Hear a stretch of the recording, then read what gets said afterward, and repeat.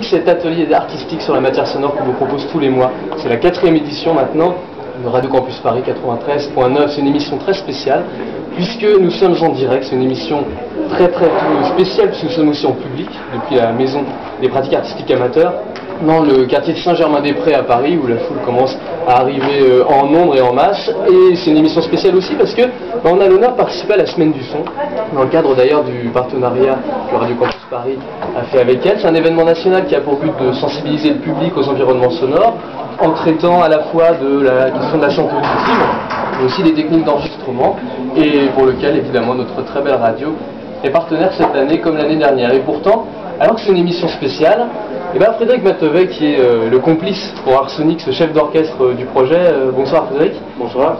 Tu es enseignant toujours en art plastique depuis l'année dernière. Toujours en art plastique depuis un an, oui. Au collège en Saône-Garlande, et tu as choisi, alors que c'est une émission spéciale finalement, de traiter la question du détail, du banal, du quotidien. C'est un peu une provocation finalement. Ça pourrait être pris comme une provocation.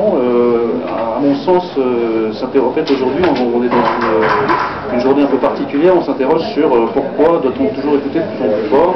Donc pour nous, plasticiens, artistes, y compris artistes collégiens, ça nous amène à s'interroger sur les nuances, les détails, les petites choses de la vie quotidienne. C'est exactement le sujet de la Semaine du Son et de cette journée du samedi à la Maison des pratiques artistiques amateurs. Et justement, va nous rejoindre tout à l'heure Christian Hugonnet, le président de la Semaine du Son, avec qui on reviendra.